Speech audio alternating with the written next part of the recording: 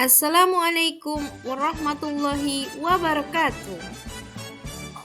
Saya Rahmita Solihat, calon guru penggerak angkatan 10 dari SD Negeri 83 Palembang, Sumatera Selatan.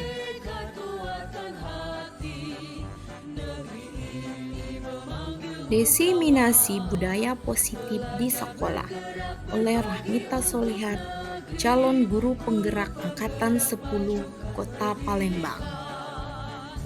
Latar belakang dari aksi nyata yang saya buat ini yaitu selama ini para siswa bertindak untuk mengikuti aturan sekolah karena menghindari hukuman atau sanksi, bukan atas kesadarannya sendiri, sehingga budaya positif sekolah tidak berjalan dengan efektif.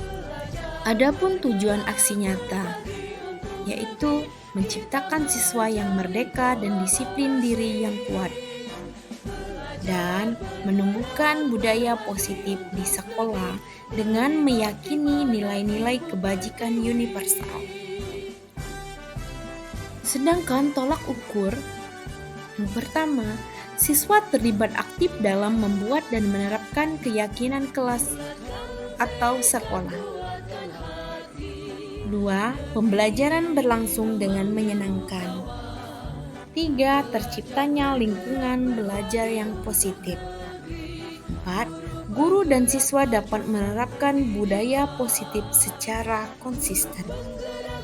Lini masa tindakan yang akan dilakukan.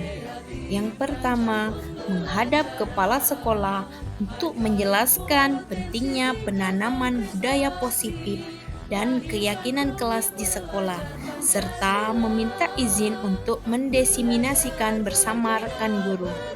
Yang kedua, mengumpulkan rekan guru untuk melakukan diseminasi pemahaman materi budaya positif atau keyakinan kelas dan segitiga restitusi. Yang ketiga, berkoordinasi dan berkolaborasi dengan wali kelas untuk membuat keyakinan kelas di kelas masing-masing. Adapun dukungan yang dibutuhkan dalam kegiatan ini. Pertama, dukungan dari kepala sekolah, rekan guru, dan siswa agar tindakan yang telah disusun atau dilakukan secara lancar dan menyeluruh. Yang kedua, sarana dan prasarana untuk menumbuhkan budaya positif di sekolah. Sedangkan yang ketiga, orang tua dalam melakukan budaya positif di rumah. Berikut ini kegiatan diseminasi di sekolah mengenai pemahaman dan pengamalan budaya positif.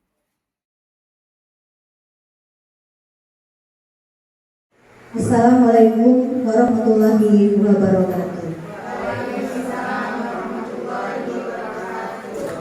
Yang terhormat Ibu Kepala Sekolah SD Negeri 83 Palembang, Ibu Rizkyana SSPD. Yang kami hormati Bapak-bapak, Ibu guru, beserta staf SD Negeri 83 Palembang.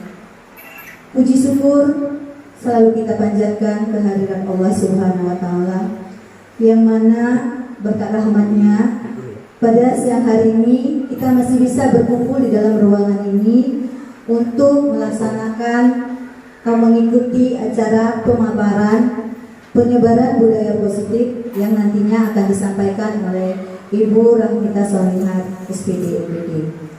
Baiklah, saya akan membacakan susunan acara kita. Yang pertama, pembukaan. Kedua, menyanyikan lagu Indonesia Raya. Ketiga, kata sambutan. Keempat, pemaparan penyebaran budaya positif. Dan yang terakhir, penutup. Selanjutnya kita mulai acara yang pertama, yaitu pembukaan. Marilah kita sama-sama membuka acara ini dengan sama-sama membacakan lafaz Bismillahirrahmanirrahim. Selanjutnya acara yang kedua, yaitu menyanyikan lagu Indonesia Raya. Dimohon bapak-bapak dan ibu-ibu sekalian untuk berdiri.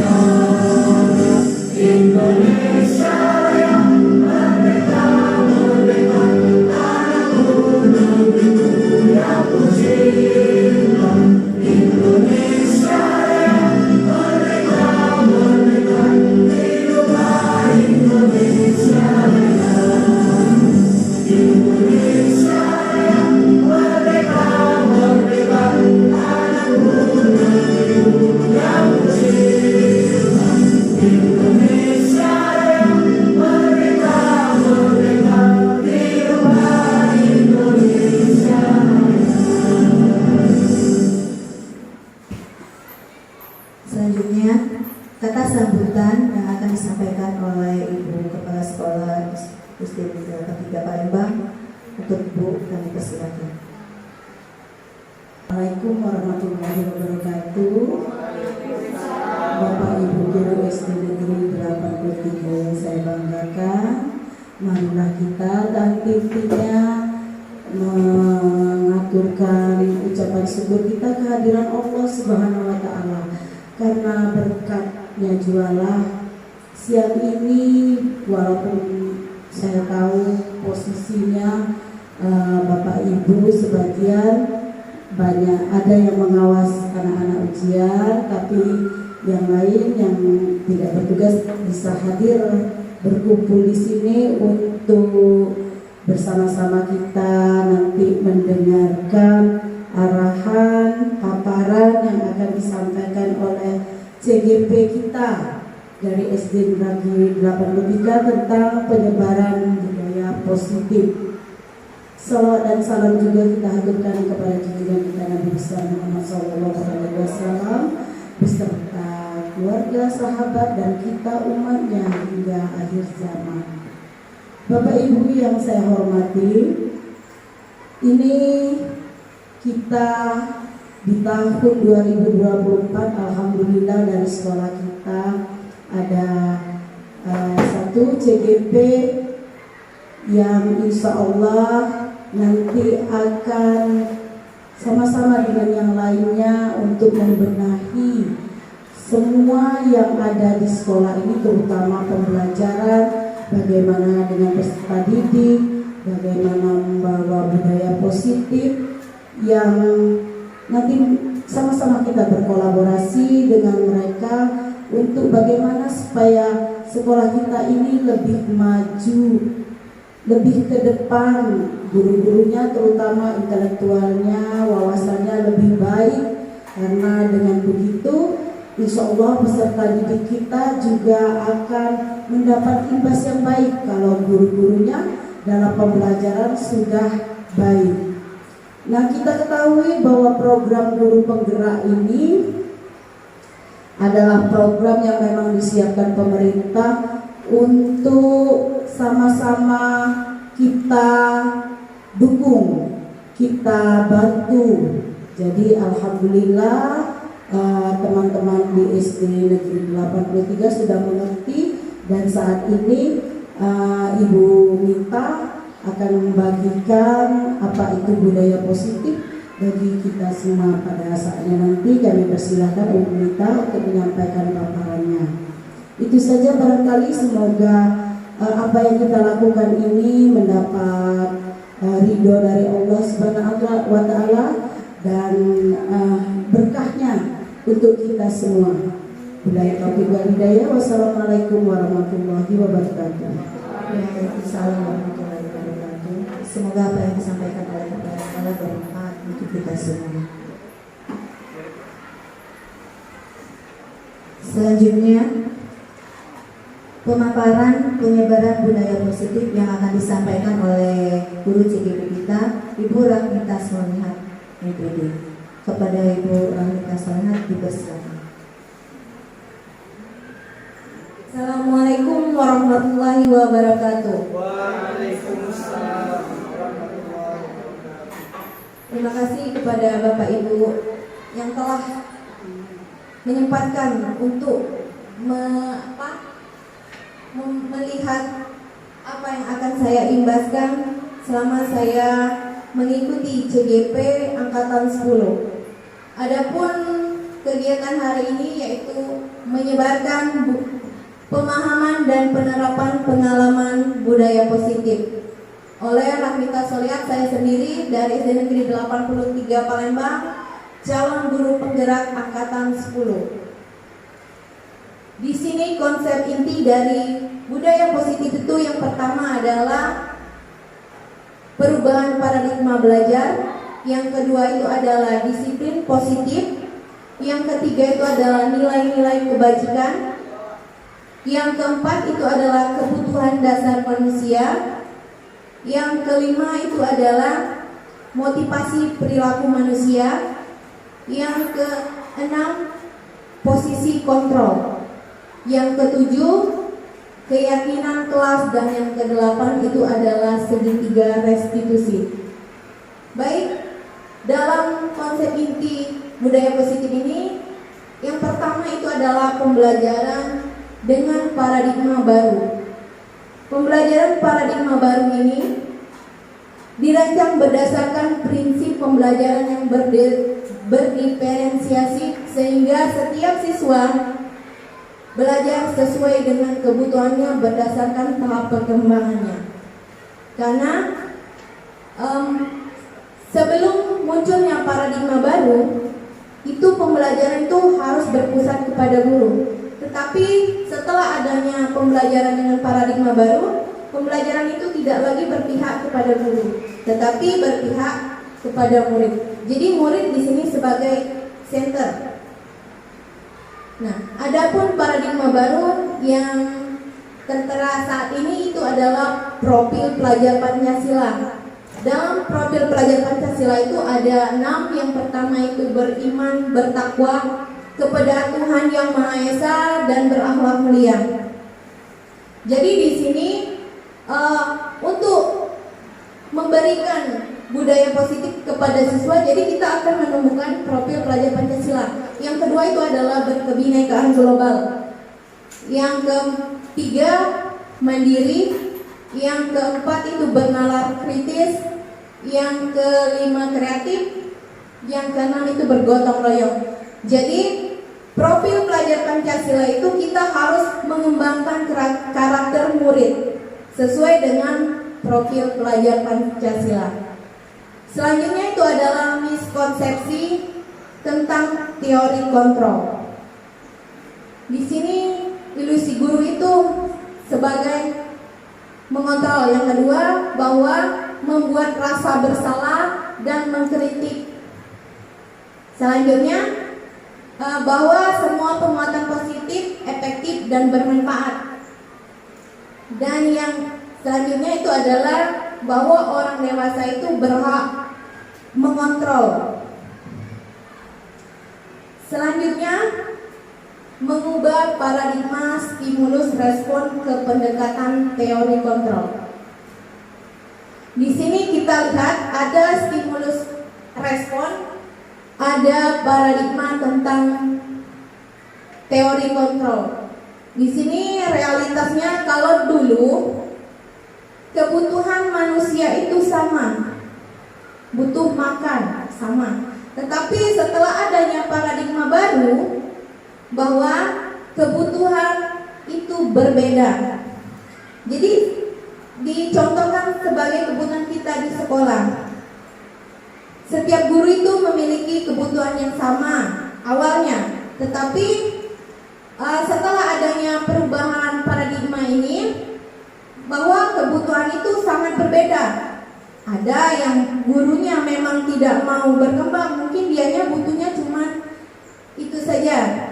Misal, guru yang tidak mau berkembang tadi masih mengikuti paradigma lama, guru itu mengajar saja. Nah, silakan kerjakan halaman 72, jangan ribut. Tuh, kalau paradigma lama. Tapi setelah saat ini adanya paradigma baru, bahwa guru itu dianya masuk ke kelas itu tidak langsung memberikan tugas, tetapi dia memberikan ada persepsi, kemudian menanyakan kabar terlebih dahulu, dan mungkin ada nanti keyakinan kelas. Jadi siswa di sini membuat sama-sama bersama guru itu membuat keyakinan kelas. Yang kedua itu semua orang melihat hal yang sama. Jadi setiap kalau stimulus respon itu manusia, semua orang itu melihat hal yang sama. Tetapi setelah adanya teori kontrol, bahwa setiap orang itu memiliki gambaran berbeda. Jadi kalau diibaratkan contoh, misalnya siswa itu, guru si A berbicara seperti ini, anak itu bodoh dalam hal pelajaran matematika. Tetapi kalau paradigma sekarang menurut teori kontrol, kita lihat dulu dia punya kemampuan tidak hanya di matematika, tetapi misalnya dia tidak punya kemampuan di matematika, tetapi dia di kesenian ada. Jadi untuk saat ini pandangan kita itu jangan disamakan antara guru satu dengan guru yang lain. Kita lihat dulu kemampuan anak.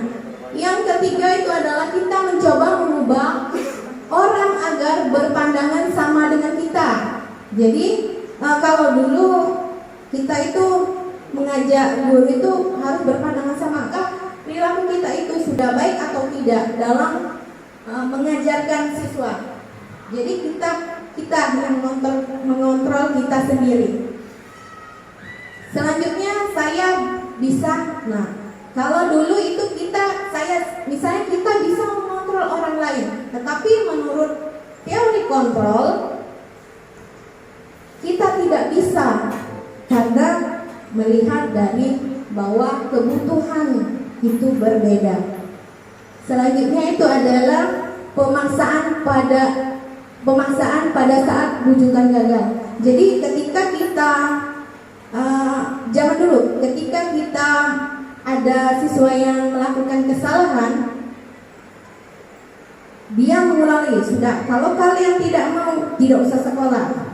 Itu adalah pemaksaan bujukan yang gagal. Kalau kamu tidak mau berubah, sudah, tidak usah sekolah. Itu bujukan gagal. Sedangkan menurut teori kontrol, kita menghadapi anak yang bermasalah itu, kalau kita tidak bisa memecahkan sendiri, kita ajak rekan kita. Bila perlu rekan kita tidak bisa juga membantu, kita tanyakan kepada atasan kita. Jangan apapun kegiatan itu yang salah tidak bisa kita pecahkan sendiri, sudah kita tidak melakukan lagi, kita tidak menyelesaikan lagi, itu merupakan hal yang salah. Jadi untuk saat ini dengan adanya teori kontrol, kita mengajak teman kita. Misal, Bu, si A ini tidak mau mengerjakan PR. Bagaimana supaya dia ini mau mengerjakan PR? Sedangkan saya itu sudah tiap hari marahin dia, tiap hari manggil orang tuanya, dia tidak datang. Jadi dengan kita berkolaborasi, jadi kita tahu masukan dari teman kita. Mungkin guru yang kita ajak kolaborasi tadi juga pernah mengalami hal yang sama dan dia menemukan solusinya. Jadi jika ada masalah itu boleh dilakukan dengan berkolaborasi atau kerjasama dari semua rekan di sekolah. Selanjutnya itu adalah model berpikir menang kalah. Jadi kalau dulu menang kalah, kalau sekarang model berpikirnya walaupun kalah baginya tetap menang. Jadi di sini setiap anak itu memiliki kemampuan yang berbeda. Jadi di sini menurut teori kontrol tidak ada yang kalah, yang ada menang dan menang.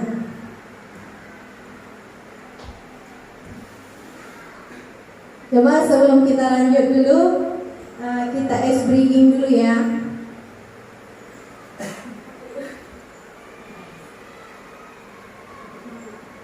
Tepuk semangat ya, tepuk semangat.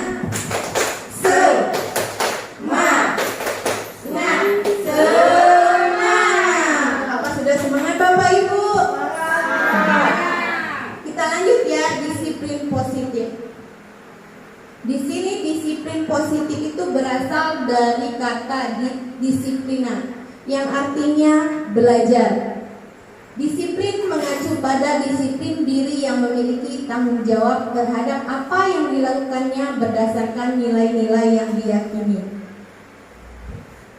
Disiplin positif merupakan salah satu cara penerapan disiplin yang bertujuan untuk menumbuhkan kesadaran. Jadi di sini disiplin positif itu kita menumbuhkan kesadaran serta memberdayakan peserta didik tanpa imbalan penghargaan. Jadi di sini dalam menumbuhkan disiplin positif ini tidak perlu adanya penghargaan, karena penghargaan itu akan mematikan semangat yang lainnya. Sebagai pendidik, tujuan kita adalah menciptakan peserta didik yang disiplin diri sehingga mereka berperilaku mengacu pada nilai-nilai kebajikan universal dan memiliki motivasi intrinsik dalam perubahan perilaku ke arah yang baik. Jadi di sini tujuan kita untuk menumbuhkan budaya positif itu supaya siswa itu menciptakan dari dirinya untuk lebih disiplin, dan itu akan membekas kepada diri anak itu sendiri. Tapi kalau kita memberikan penghargaan, sudahlah, kalau tidak dikasih penghargaan tidak galak, seperti itu.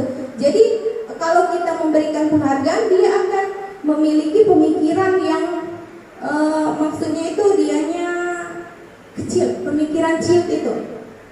Jadi dalam menumbuhkan budaya positif itu kita membangun tanpa ada penghargaan.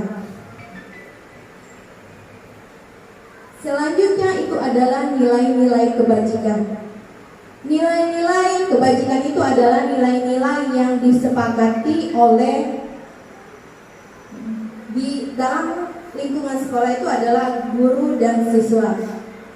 Nah, nilai kebajikan ini kalau di luar itu nilai tersebut disepakati bersama lepas dari suku, bangsa, agama, bahasa maupun latar belakang. Contohnya di sini nilai kebajikan institusi atau organisasi. Yang pertama itu profil pelajar Pancasila. Nilai kebajikannya itu adalah kita harus beriman, bertakwa kepada Tuhan Yang Maha Esa dan berakhlak mulia. Berkebinekaan global, gotong royong, mandiri, bernalar kritis, kreatif. Ini sudah diterapkan pada kurikulum Merdeka tentang nilai kebajikan berdasarkan profil pelajar Pancasila. Selanjutnya itu adalah IBO Primary Years Program. Toleransi. Di sini nilai kebajikannya itu adalah toleransi. Jadi kalau dulu sebelum saya terjun ke PGP ini, saya itu menghukum murid kalau dia tidak membuat PR, sehingga dia merasa takut. Itulah dinamakan motivasi ekstrinsik dari luar. Yang kedua itu adalah untuk mendapatkan imbalan atau penghargaan dari orang lain. Di sini juga dari luar juga, motivasi dari luar. Murid melakukan disiplin diri karena ia ingin mendapatkan imbalan. Ya, kalau saat ini masih ada siswa yang mau membantu gurunya demi mendapatkan nilai besar. Bu, sini Bu saya bantu, tapi nilai Bu ya. Itu hal itu merupakan hal yang salah. Jadi kita memberikan motivasi itu jangan berupa imbalan. Jadi dia melakukan hal-hal yang baik itu kalau ada imbalan. Kalau tidak ada imbalan juga tidak akan melakukannya dengan ikhlas. Selanjutnya itu adalah motivasi intrinsik, yaitu yang ada di dalam diri. Jadi untuk menjadi orang yang mereka inginkan dan menghargai diri sendiri dengan nilai kebajikan dari diri sendiri. Jadi dia melakukan kebajikan itu atas dasar dirinya sendiri. Ya. Jadi dia melakukan hal-hal yang baik itu berdasarkan nilai yang atau motivasi dari diri. Saya juga bermotivasi ketika saya bisa berbuat baik, entah perbuatan baik itu dibalas oleh orang yang kita berikan kebaikan. Saya tidak mengharapkan imbalan untuk saya. Mungkin ada nanti orang lain yang akan berbuat baik kepada saya. Jadi saya melakukan hal yang baik. Saya juga menanamkan kepada siswa saya bahwa berbuat baiklah. Kalau perbuatan baik kalian tidak dibalas oleh orang yang kalian lakukan kebaikan, mungkin ada kebaikan dari orang-orang yang lain. Dan ternyata setelah siswa saya memang menerapkan hal tersebut dan dia tidak mendapatkan balasan dari orang yang dia berikan kebaikan itu, tetapi dia malah mendapatkan kebaikan dari orang lain. Jadi mereka bercerita, Ibu benar apa yang dikatakan Ibu. Saya tidak mendapatkan kebaikan dari teman saya yang saya beri kebaikan tadi, tetapi saya mendapatkan kebaikan dari orang lain. Dari situ saya mulai menanamkan nilai kebajikan dari yang saya dapatkan untuk saya kasihkan kepada murid saya. Yang selanjutnya itu adalah konsep disiplin. Di sini disiplin itu ada 5.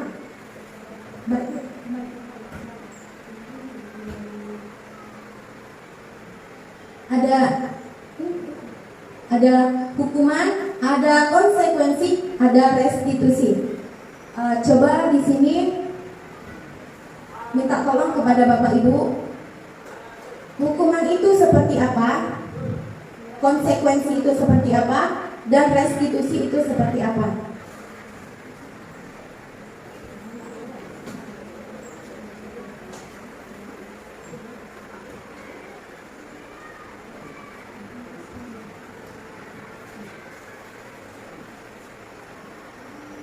Menurut pandangan Bapak Ibu, hukuman itu seperti apa?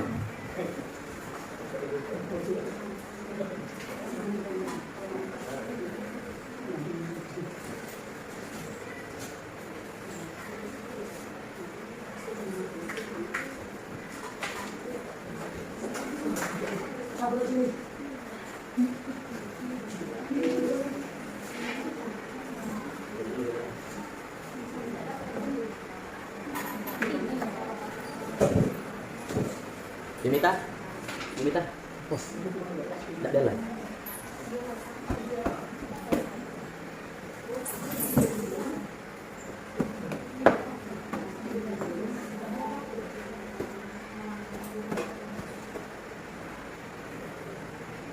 Jadi di sini konsep disiplin itu ada hukuman, ada konsekuensi dan restitusi. Jadi kepada Bapak Ibu untuk menyebutkan apa itu hukuman, apa itu konsekuensi, apa itu restitusi.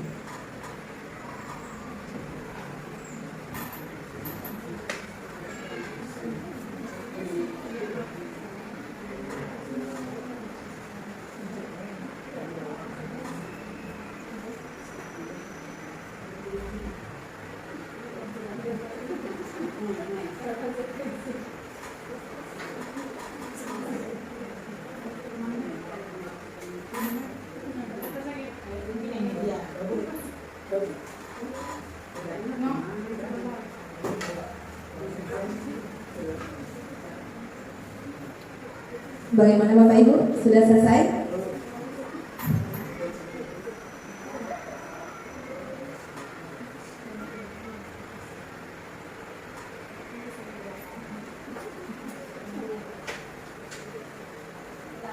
Kalau hukuman itu sering kita lakukan ya, begitu juga konsekuensi.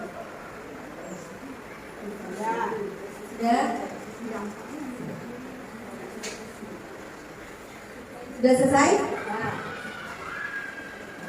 Baik, saya minta bantuannya untuk menyebutkan hukuman itu apa dan seperti apa. Ada yang bersedia? Ya.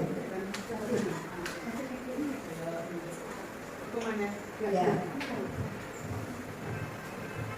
Baik, terima kasih. Hukuman, kalau menurut pendapat saya, hukuman itu misalnya siswa itu datang terlambat. Nah, datang terlambat, kita hukum, suruh berdiri menghadap tiang bendera gitu. Kalau konsekuensi, misalnya dia terlambat, saya bilang besok jangan terlambat lagi. Kalau restitusi itu kita membangkitkan kesadaran mereka, misalnya dia terlambat, kita tanya dulu, kemudian terlambat ke sekolah. Mungkin karena ketika bangun tidur itu tidak dibangunkan, kemudian tidak diantar mungkin juga.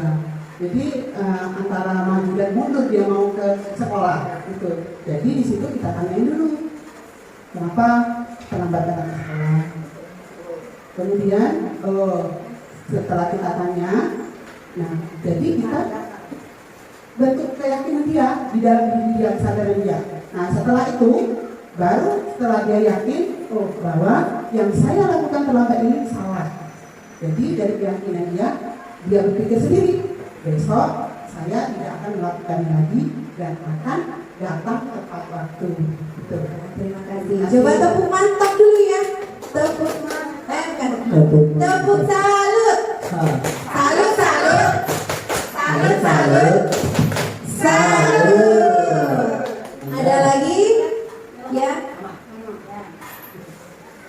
Ya, kalau saya, terima kasih atas kesempatan diberikan kepada saya. Kalau saya menilai hukuman itu bersifat sepihak. Jadi misalnya guru langsung anak ini melakukan kesalahan, kamu salah, ya, kamu salah. Jadi kamu ibu hukum misalnya berdiri di ujung kelas atau apa saja ya, dia bersifat sepihak. Jadi hanya dari yang memberikan sesuatu dan kepada yang terkena. Kemudian kalau konsekuensi itu sudah ada kesepakatan. Jadi kalau konsekuensi itu misalkan kita di kelas ini ya, ayo anak-anak, siapa yang tidak buat PR, misalnya besok ibu suruh bersihkan lapangan. Jadi saat dia tidak membuat, besoknya konsekuensinya sudah disepakati bahwa membersihkan lapangan.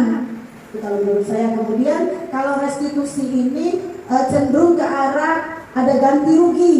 Jadi sebagai bentuk tanggung jawab. Ada ganti ruginya. Jadi misalkan anak itu melakukan sesuatu, ya ini juga sudah berdasarkan kesepakatan menurut saya. Jadi misalkan dia tidak masuk tadi, apa yang akan kamu lakukan sebagai ganti bahwa kamu tidak masuk? Kesepakatannya mungkin itu tadi, misalnya Bu, kami bersihkan halaman. Nah, ganti rugi itu tidak harus berupa materi. Bisa jadi. Terima kasih. Iya, tepuk tangan dulu ya, tepuk tangan. Keren, keren. Keren, keren. Keren. Ya. Nah, ada lagi? Iya, silakan.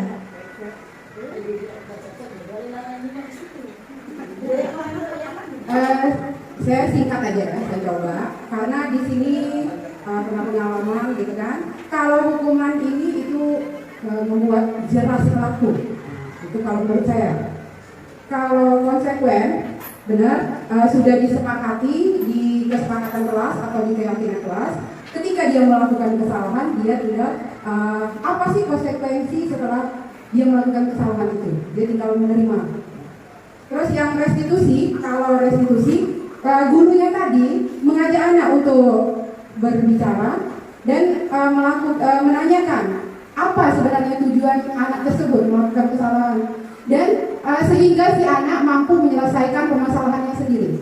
Oke, terima kasih. Tepuk kece. Kece, kece. Kece, kece. Kece. Ya. Ada lagi?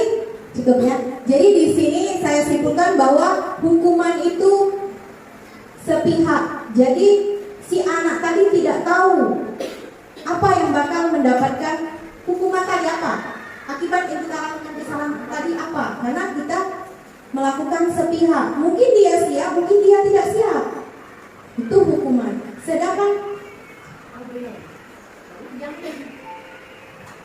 Sedangkan konsekuensi dari kesalahan tersebut ada tanggung jawab dari anak tersebut. Jadi setiap apa yang dilakukan itu pasti ada tanggung jawabnya. Sedangkan restitusi itu kita menanyakan dulu apa yang menyebabkan mereka itu melakukan kesalahan dan bagaimana cara dia supaya kesalahannya itu bisa dipertanggungjawabkan. Mungkin tadi Ibu Sri tadi mengatakan ini iya, tidak ada yang membangunkan, tidak ada yang mengantar. Itu merupakan salah satu contoh restitusi. Jadi saya tanya lagi di sini, kira-kira dari ketiga konsep disiplin ini mana yang lebih baik, hukuman, konsekuensi, atau restitusi? Iya. Jadi konsep disiplin untuk mendisiplinkan siswa itu yang kita pilih adalah restitusi. Jadi untuk Bapak Ibu guru, hilangkanlah konsep disiplin itu dengan cara menghukum. Hilangkanlah dengan cara menghukum, kemudian konsekuensinya juga kita hilangkan. Cukup kita lakukan restitusi. Karena restitusi ini sudah menyangkut semuanya. Jadi kita tanyakan dulu hal apa yang mereka menyebabkan melakukan kesalahan, kemudian solusinya bagaimana. Jadi di sini siswa itu apa yang dia harus bertanggung jawab. Jadi di sini hukuman itu tidak terencana tiba-tiba, secara tiba-tiba. Kamu datang terlambat, lari 10 kali. Tidak terencana itu. Kemudian bersifat satu arah. Benar dikatakan Ibu Rizkiana tadi, bersifat satu arah. Kemudian menyakitkan. Pasti anak itu, oh gara-gara terlambat ibu itu jahat niat, hukum aku lari 10 kali, capek, nak mati. Tuh. Nah, kemudian tidak nyaman. Jadi si siswa tadi muncul ketidaknyamanan dengan kita. Yang tadi sebelum menghukum kalau ketemu ibu, tapi setelah menghukum ibu itu adalah konsep hukuman. Kemudian murid itu takut. Jadi kalau takut, dia itu kalau kita panggil, misalnya panggil tadi tuh dengan cara baik, bukan untuk menghukum. Nah, sini, kau bet, takut karena dia sudah pernah dihukum. Kemudian memaksa karena hukuman itu bersifat memaksa. Jadi kalau anak itu tidak melakukannya, terlambat ibu itu jahat niat, hukum aku lari 10 kali, capek, nak mati. Tuh. Nah, kemudian tidak nyaman. Jadi si siswa tadi muncul ketidaknyamanan dengan kita. Yang tadi sebelum menghukum kalau ketemu ibu, tapi setelah menghukum ibu itu adalah konsep hukuman. Kemudian murid itu takut. Jadi kalau takut, dia itu kalau kita panggil, misalnya panggil tadi tuh dengan cara baik, bukan untuk menghukum. Nah, sini, kau bet, takut karena dia sudah pernah dihukum. Kemudian memaksa karena hukuman itu bersifat memaksa. Jadi kalau anak itu tidak melakukannya, maka dianya mungkin tidak akan diterima di kelas. Misalnya dia tadi datang terlambat, karena dihukum tadi secara memaksa kau lari 10 kali sampai napasmu putus misalnya tadi. Nah, itu memaksa. Jadi hukuman itu adalah memaksa. Sedangkan konsekuensi di sini dianya terencana. Jadi kamu datang terlambat. Kita rencanakan dulu. Nah, jangan sampai datang terlambat. Kalau kalian datang terlambat, apa konsekuensinya? Misalnya ngumpul sapu lidi bu, sepakat semuanya sepakat. Nah, jadi dia ketika mereka tidak masuk, datang terlambat, dia nanti berbicara kepada guru, bu maaf saya datang terlambat. Nanti bu ya sapu lidinya besok. Nah itu sudah terencana dan disepakati sesuai peraturan, sesuai yang sudah disepakati. Kemudian masih pula tidak nyaman kalau konsekuensi. Ya, jadi anak itu tidak nyaman. Melihat ketidaknyamannya itu, kita misalnya tadi sapu lidi. Nah kamu tidak membuat PR, kamu harus kumpul sapu lidi besok 100.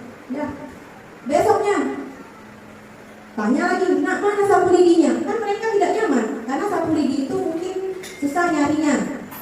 Nah itu yang saya lakukan sebelum saya kenal restitusi. Kemudian sikap guru selalu memonitor siswa. Jadi kita mantau terus siswa tadi. Kita tanyain terus, nak mana sapu lidinya? Besok lagi, sudah ngumpul sapu lidi? Besoknya lagi belum lagi ngumpul. Mana sapu lidi kau? Itu mereka merasa dimonitor oleh guru. Sedangkan restitusi itu murid bertanggung jawab untuk perilakunya. Jadi dia kita tanyakan dulu apa menyebab dia terlambat tadi. Kita tanyain dulu. Kata Ibu Sri tadi, bangun kesiangan, tidak ada yang antar. Kemudian fokus pada pemecahan masalah. Nah, misalnya tidak ada yang antar tadi. Di sini kan kita harus memecahkan masalah. Misalnya orang tuanya tidak sempat antar. Apa solusinya? Biar dia tidak datang terlambat. Mungkin dipesankan ojek. Sekarang itu ada ojek online. Mungkin dipesankan ojek. Itu solusinya. Atau pemecahan masalah. Kemudian murid menghormati dirinya dan orang lain. Dan teori kontrol dirinya memegang kontrol. Murid bersemangat. Jadi dengan adanya kita tanyain dulu, terus solusinya kita cari dulu, kemudian kita terima solusinya itu, murid tadi bersemangat. Oh, saya harus bertanggung jawab atas kesalahan yang saya buat. Di sini ada posisi kontrol guru. Jadi guru itu memiliki posisi kontrol. Yang pertama, yang pertama itu adalah posisi.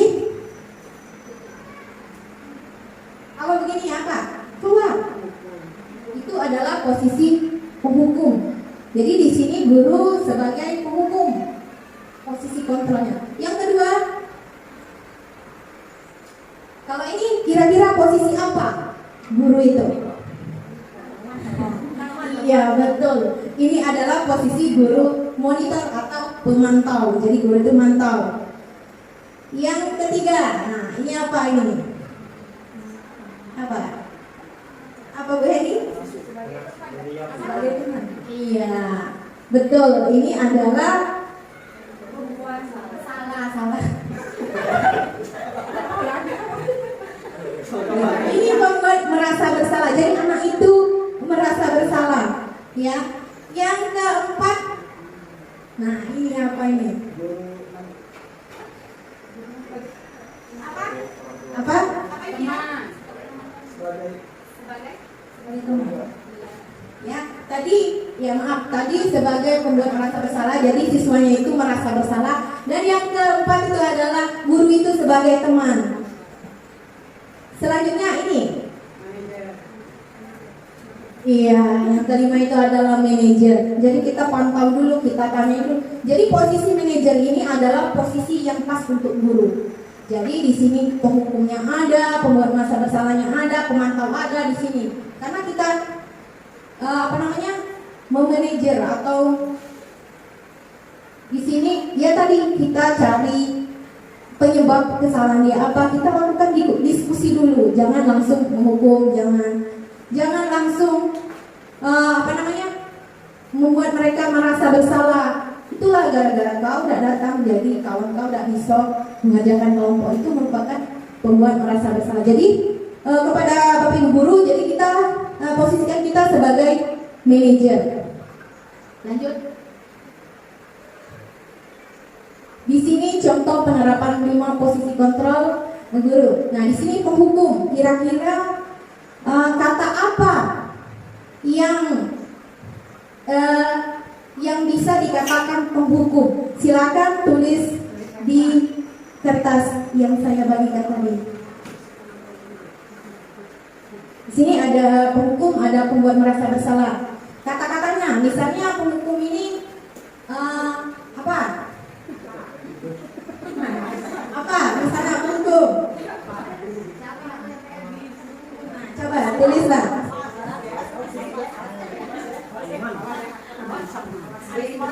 Ya.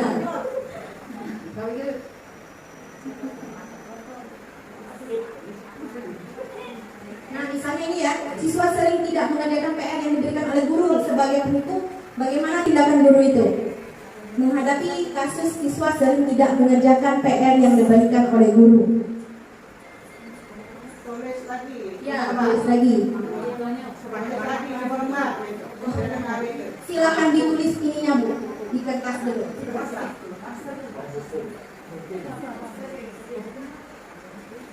Kata-kata apa yang menggambarkan sebagai penghukum?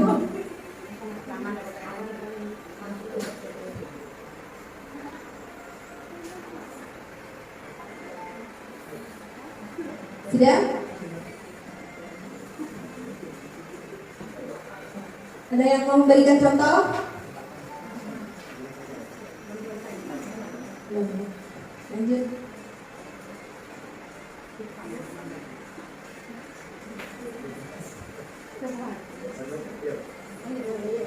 Ayo. Contoh kata yang tepat untuk menggambarkan posisi guru itu sebagai penghukum. Bismillahirrahmanirrahim. Izin sebelumnya Pak Ibu. Contoh kata-kata sebagai guru sebagai penghukum dalam kasus siswa tidak mengerjakan PR yang diberikan oleh guru. Ini kasus yang sering didapati, yaitu tatkala ada siswa yang tidak membuat PR, maka akan diberikan kata-kata, kamu ini tidak membuat PR, berdiri sana. Berdiri di sana. Satu. Ada lagi?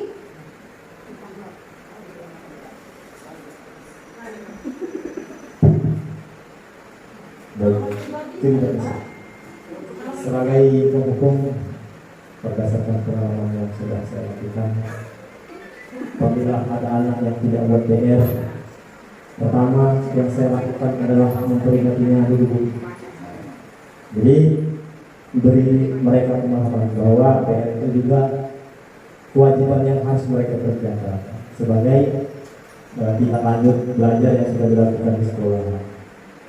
Jadi mereka juga harus melaksanakannya, ngumpulkan PR yang sudah diberi tadi harus digawe itu dikumpulkan sebagai bentuk dari tindak lanjut kegiatan belajar. Jadi yang pertama adalah saya memberikan mereka peringatan dulu.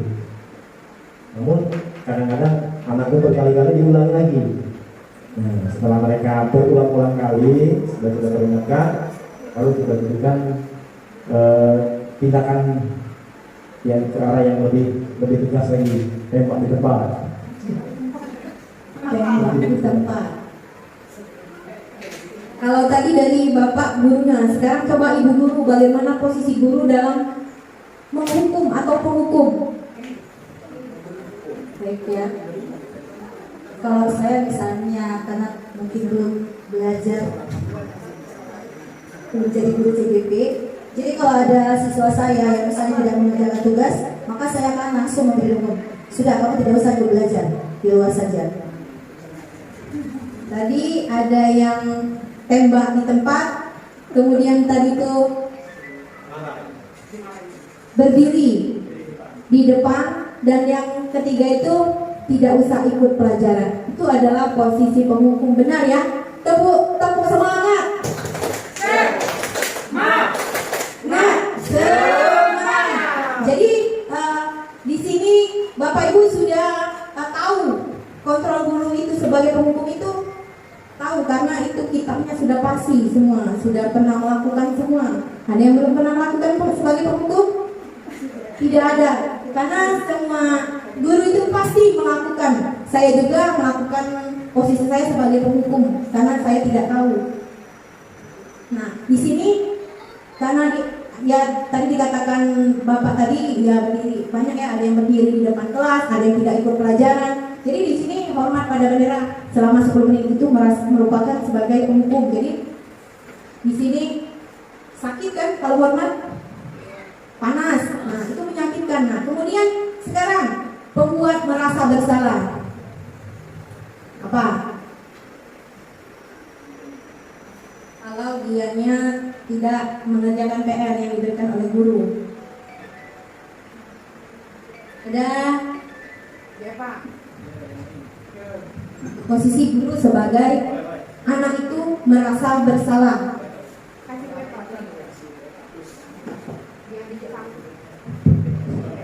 Ya, sebagai guru ya, yang pengalaman pribadi saja, membuat rasa bersalah itu biasanya kita seramai dengan suara lembut, bertanya baik-baik. Jadi seakan dia merasa berdosa, bersalah dan tidak membuat kewajiban yang kita beritakan tadi. Tapi kita sampaikan dengan suara yang lembut dan baik-baik. Coba contohkan Bu Eva. Siswa sering tidak minum PR. Bagaimana kata-kata yang tepat untuk mencontohkan sebagai pembuat merasa bersalah. Jadi anak itu merasa bersalah. Bagaimana? Misalnya ini Bu ya, misalnya dia tidak bawa PR. Perasaan ibu ini sudah sering ngasih pemberitahuan membuat hal ini, misalnya PR. Nah, kenapa tidak kamu lakukan? Coba, nah dapat dari mana nilainya? Nilai tugas kecil, buat misalnya perintah di sekolah kecil. Nah sekarang PR pun tidak kamu lakukan. Coba kamu lakukan. Dari mana ibu dapat nilai untuk mengisi rapor kamu? Ya, betul sekali. Tepuk kece. Kece, kece. Kece, kece. Kece. Ya, jadi anak itu dengan perkataan Ibu Eva tadi mungkin dia merasa bersalah. Jadi di sini tapi saya jadi benar juga apa yang dikatakan Ibu Eva. Jadi anak itu diberikan pemahaman, kemudian berkata jadi dia untuk merasa bersalah. Jadi berapa kali ibu harus memberitahu kamu selalu saja mengecewakan ibu. Nah, dengan kata mengecewakan itu dia merasa bersalah. Dan dari kata dari mana ibu nak ngasih nilai itu juga merasa tidak kamu lakukan. Coba kamu lakukan. Dari mana ibu dapat nilai untuk mengisi rapor kamu? Ya, betul sekali. Tepuk kece. Kece, kece. Kece, kece. Kece. Ya, jadi anak itu dengan perkataan Ibu Eva tadi mungkin dia merasa bersalah. Jadi di sini tapi saya jadi benar juga apa yang dikatakan Ibu Eva.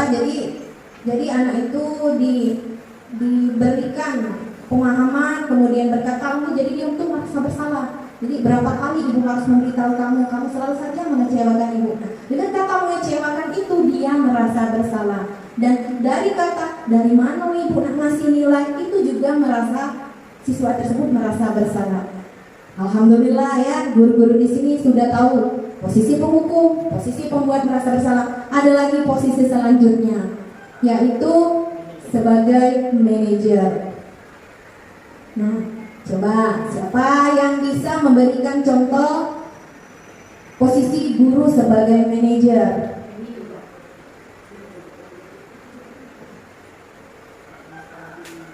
Kalau saya sebagai guru, jika anak sering tidak mengerjakan PR sesuai pengalaman saya sering tanya, apa nak alasan kamu sehingga kamu tidak membuat PR? Kadang anak-anak jawab, Bu, lupa.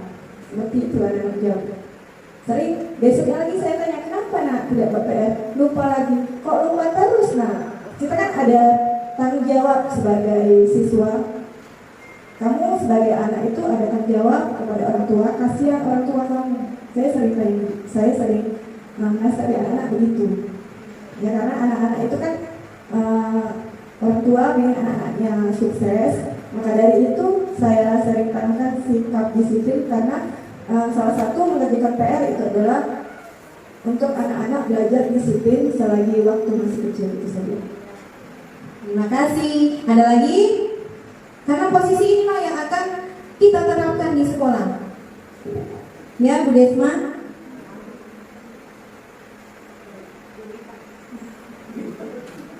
Ayo Bu Desma, bagaimana posisi guru sebagai manajer?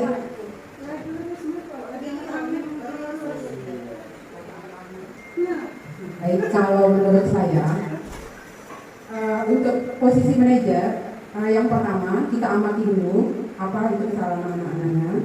Terus kemudian ditanya mengapa mereka selalu melakukan kesalahan yang berulang-ulang. Terus ditanyakan kira-kira anak-anak untuk penyelesaiannya bagaimana? Apakah akan mengulanginya lagi atau anak-anak akan membuat PR ke depannya? Jadi dia merasa kalau membuat PR itu adalah kewajiban dan akhirnya mereka membuat PR dengan sendiri. Oke, terima kasih. Terima kasih untuk Bu Heni dan Bu Desma. Jadi sebagai manajer itu kita tanyakan dulu, apakah kamu tahu kesalahanmu. Jadi di sini kita sebagai manajer kita tanyakan dulu, benar apa kata Bu Desma tadi? Kita tanyakan dulu, apa kesalahanmu? Pasti dia menjawab, iya Bu, tidak membuat PR. Baru kita lontarkan lagi pertanyaan, bagaimana kamu memperbaiki kesalahanmu? Di situ dia memiliki jawaban sendiri. Jadi dia ada tanggung jawab. Jadi dia melakukan kesalahan, maka dia bertanggung jawab. Jadi untuk Bapak Ibu, jika ada anak yang melakukan kesalahan, kita tanyakan dulu kesalahannya itu. Kemudian apa penyebab kesalahannya dan bagaimana cara dia memperbaiki kesalahan. Sepakat Bu? Pak? Sepakat. Jadi kita untuk selanjutnya kita melakukan atau menggunakan posisi sebagai manajer untuk melakukan kegiatan apa yang dilakukan siswa dalam melakukan kesalahan. Ya. Nah, di sini posisi kontrol apakah aku? Tadi ada 5, ya. Di sini saya kecewa sekali dengan kamu. Ini posisi kontrol apa? Iya. Dari mana dia mengatakan membuat rasa bersalah? Dari kata mana? Kecewa. Jadi di sini posisi kontrol, saya kecewa sekali dengan kamu. Jadi siswa itu merasa bersalah. Yang kedua, kamu tidak pernah benar melakukannya.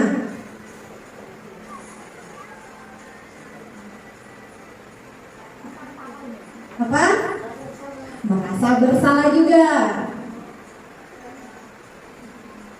Tidak pernah benar. Nah, apa rencanamu untuk menyelesaikan masalah ini? Ini posisi apa? Manajer. Jadi di sini kita tanya apa rencananya supaya kesalahannya itu bisa diselesaikan. Di sini, ayolah lakukan demi Bapak Ibu ya. Ini adalah posisi ayolah lakukan demi Bapak Ibu ya. Ayolah lakukan demi Bapak Ibu, demi. Itu merupakan posisi demi Bapak Ibu.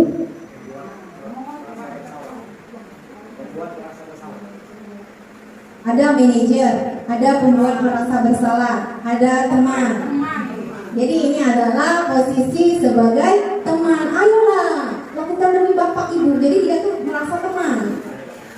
Selanjutnya, kamu tidak pernah mendapat nilai jika tidak mengerjakan tugas. Apa? Iya. Jadi di sini adalah posisi penghukum. Kamu tidak pernah mendapatkan nilai jika tidak mengerjakan tugas. Di sini ada yang selanjutnya itu adalah keyakinan kelas. Mengapa keyakinan kelas? Mengapa bukan peraturan kelas? Ada yang bisa membantu? Apa beda keyakinan dan peraturan kelas?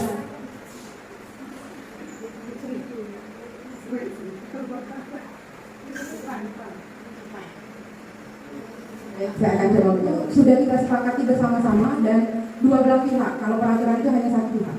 Terima kasih. Benar sekali ya. Jadi di sini mengapa kita lebih memilih keyakinan kelas bukan peraturan kelas, karena keyakinan itu sudah kita sepakati antara siswa dan murid. Siswa dan guru. Jadi kalau aturan mungkin kita sendiri yang buat, guru. Sedangkan anak itu menerima saja. Kalau keyakinan kelas semua sepakat dan bisa melakukannya dan tidak berat. Di sini pembentukan keyakinan kelas. Keyakinan kelas itu bersifat abstrak. Jadi di sini ada gambar yang pertama itu adalah kegiatan saya ketika hal pertama yang dilakukan. Jadi menyiapkan dulu apa yang harus dilakukan. Kemudian di gambar yang kedua itu anak membuat keyakinan kelas yang akan disepakati. Kemudian menempelkan kesepakatan yang mereka lakukan. Yang keempat itu anak menandatangani bahwa kesepakatan itu sudah dilakukan bersama dan akan diterapkan oleh setiap siswa.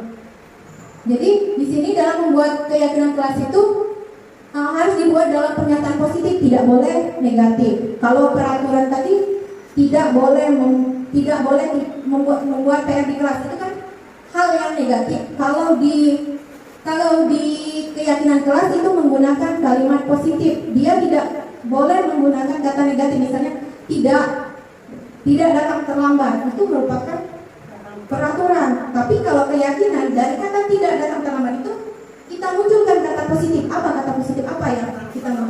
Datang tepat waktu atau disiplin waktu. Nah, jadi untuk membuat keyakinan kelas itu tidak menggunakan kata negatif. Jadi untuk semester nanti pasti kita akan membuat keyakinan kelas. Jadi diingatkan bahwa dalam membuat keyakinan kelas itu tidak perlu menggunakan kata negatif, harus menggunakan kata positif. Kemudian sesuai dengan kondisi kelas, mudah dipahami dan mudah diingat. Jadi kalau datang tepat waktu itu mudah diingat, jangan panjang-panjang membuat keyakinan kelas. Dan semua warga sekolah atau warga kelas dilibatkan saat membuat keyakinan kelas. Di sini saya sudah melibatkan semua siswa saya. Lanjut. Nah, di sini contoh keyakinan kelas. Saling menyayangi. Nah, di sini tidak ada kata negatif. Menjaga kebersihan. Kemudian saling menghormati. Jadi kalau aturan kelas misalnya saling menghormati di sini tidak mengganggu teman. Itu adalah hal negatif, sedangkan positifnya saling menghormati, disiplin waktu dan menghargai sesama. Nah, di sini kita langsung jawab saja, kembalikan barang ke tempatnya. Nah, apa ini kata yang tepat untuk mengisikan kembalikan barang ke tempatnya?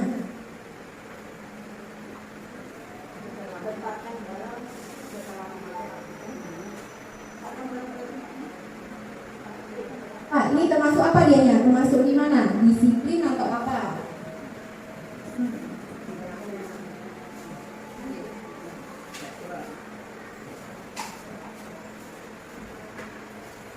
dilarang mengganggu orang lain di sini. Ya, negatif. Kalau positifnya dilarang mengganggu orang lain itu apa? Saling menghormati. Benar tidak? Saling menghormati.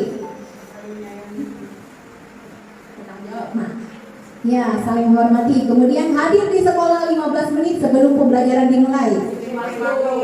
Atau komitmen. Kemudian dilarang melakukan kekerasan. Ya, saling menghormati di sini. Jangan datang terlambat. Disiplin waktu. Iya, disiplin. Bergantian atau menunggu giliran. Iya, menghormati orang lain. Dilarang merokok. Menjaga, artinya menjaga kesehatan. Yang menghormati orang lain juga. Kemudian buang sampah pada tempatnya. Menjaga kebersihan atau kesehatan.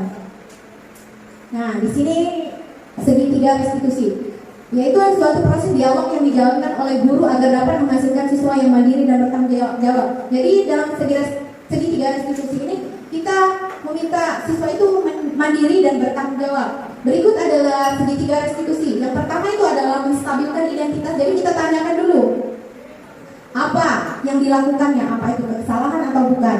Yang kedua itu validasi tindakan yang salah. Yang ketiga menanyakan keyakinan kelas. Dalam menstabilkan identitas itu kita harus menanyakan berbuat salah itu wajar. Jadi di sini kita ngomong berbicara kepada nak berbuat kesalahan itu wajar. Ibu juga pernah melakukan hal itu. Itu adalah menstabilkan identitas. Jadi dia itu tidak merasa bersalah, maksudnya dia itu tidak terfokus kalau kesalahan itu fatal. Jadi kita di sini supaya dia tidak merasa bersalah itu kita juga, nah ibu juga pernah melakukan kesalahan. Nah, lanjut, validasi tindakan yang salah. Di sini validasi tindakan yang salah itu kamu pasti punya alasan. Di sini ditanya alasannya mengapa dia melakukan hal itu, padahal dia tidak melakukan, padahal dia bisa melakukan hal yang tidak serupa yang dia lakukan. Next. Nah, di sini menanyakan keyakinan. Jadi di sini anak ditanyakan apa keyakinan kelas kita. Kemudian nilai-nilai apa yang telah disepakati bersama dan kamu ingin menjadi orang seperti apa. Di sini merupakan menanyakan. Ini adalah contoh penerapan segitiga restitusi yang saya lakukan.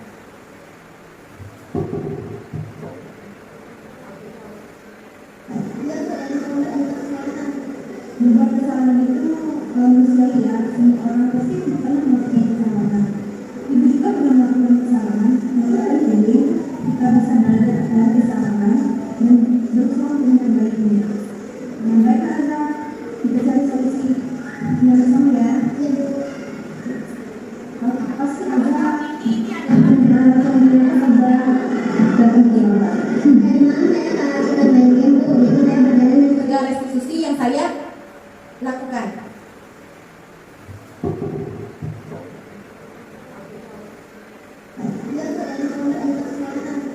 Membuat kesalahan itu manusia ya, semua orang pasti pernah melakukan kesalahan. Ibu juga pernah melakukan kesalahan, maka jadi kita bisa belajar dari kesalahan dan berusaha untuk memperbaikinya. Yang baik adalah kita cari solusi yang bersama ya. Pasti ada alasan yang ada dalam jawaban. Validasi tindakan. Memang media itu dalam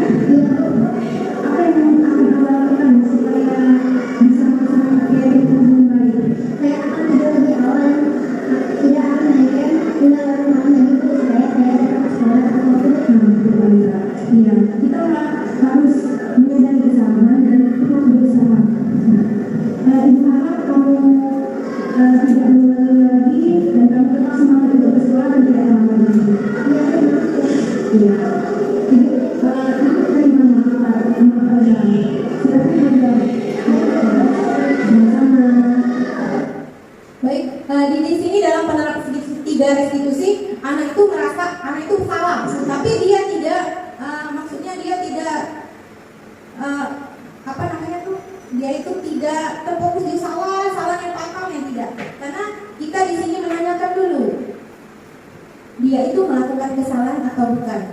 Kemudian setelah dia mengatakan iya saya melakukan kesalahan, nah, atas dasar apa dia melakukan kesalahan? Apa kesalahan apa yang dibuat anak tersebut? Jadi anak tadi dianya melakukan kesalahan karena datang terlambat. Jadi ditanyakan apa kesalahan apa yang Anda buat? Kata si Alza tadi, iya Bu, saya datang terlambat. Nah, dia datang terlambat itu, jadi kita tadi posisi memvalidasi tindakan yang salah. Ibu juga pernah melakukan hal itu, jadi dia yang tadinya dia menunduk, Ibu lihat ekspresinya, dia tidak semata-mata kesalahan itu fatal. Jadi dia itu mendengarkan, oh Ibu juga pernah melakukan kesalahan, tapi dia berusaha untuk memperbaiki dan mau melakukan hal yang positif supaya tidak melakukan kesalahan. Kemudian dia juga memberikan bagaimana cara supaya dia tidak melakukan kesalahan lagi. Dia tidak akan datang terlambat dan dia akan tidur lebih cepat. Itu adalah segitiga restitusi. Jadi kita tanyakan dulu, kemudian solusinya apa dan apa yang akan menjadi tanggung jawab anak tersebut. Selanjutnya itu adalah penutup. Jadi di sini dalam penerapan program disiplin positif, hendaknya guru memiliki standar kepribadian profesional dan sosial yang baik, di mana guru mampu merefleksikan dirinya dalam posisi kontrol saat ini, bagaimana perjalanan dirinya sebagai among. Jadi di sini kita sebagai manajer, jadi kita menuntun siswa itu supaya mau bertanggung jawab dan mandiri. Jangan menuntut, karena pada dasarnya guru itu sebagai penuntun, bukan penuntut, supaya siswa tersebut tidak merasa berat untuk menjalankan setiap proses dari kegiatan yang kita lakukan. Semoga sesi belajar kita hari ini membawa manfaat sehingga dapat mewujudkan pelajar berprofil Pancasila. Salam Merdeka Belajar. Terima kasih. Wassalamualaikum warahmatullahi wabarakatuh. Terima kasih untuk Ibu Rafita. Semoga apa yang sudah diberikan kepada kita semua hari ini akan bermanfaat untuk kita semua. Baik, untuk mengakhiri acara atau kegiatan kita pada siang hari ini, marilah kita sama-sama menutup dengan melapaskan napas hamdalah. Alhamdulillah. Berikut ini adalah video penerapan pemahaman pada siswa dengan pembentukan keyakinan kelas. Assalamualaikum warahmatullahi wabarakatuh.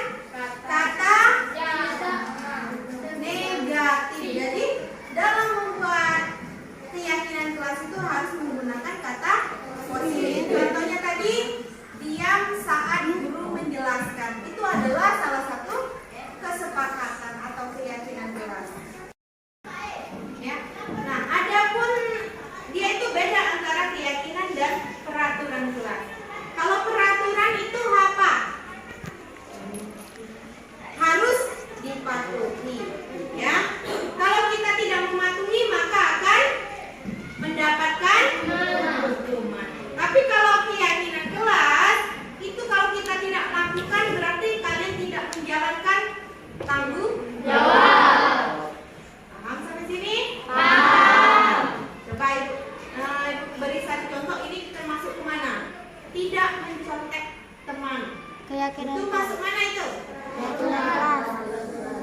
Peraturan. Ya, kenapa? Karena dia menggunakan kata negatif.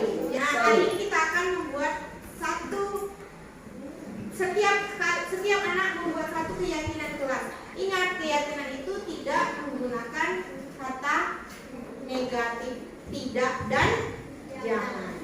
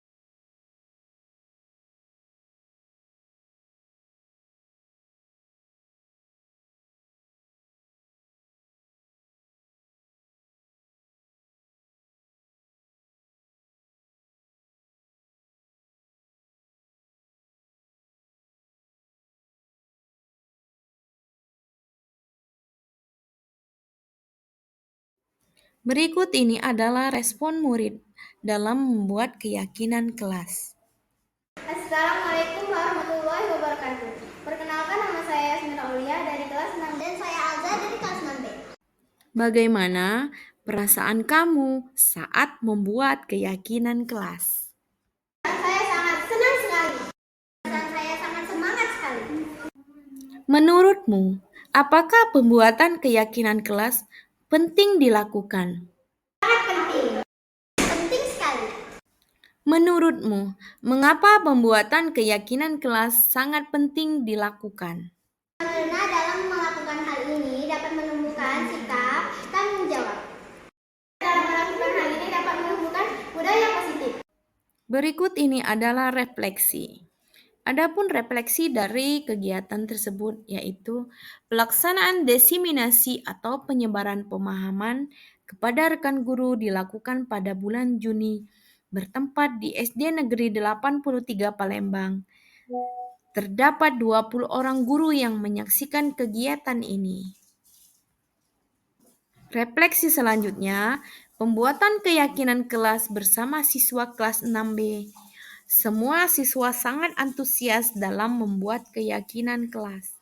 Nah, perasaan saya setelah melakukan aksi nyata ini, saya menjadi sangat bersemangat dalam melakukan perubahan ke arah yang lebih baik, terutama menerapkan konsep-konsep inti dalam budaya positif di SD Negeri 83 Palembang. Adapun rencana perbaikan yang akan saya lakukan, yaitu selalu melakukan evaluasi secara berkala, terus meminimalisir kekurangan-kekurangan yang ada, dan meningkatkan koordinasi dengan semua pihak di sekolah, serta terus meningkatkan ilmu pengetahuan yang berkaitan dengan budaya positif.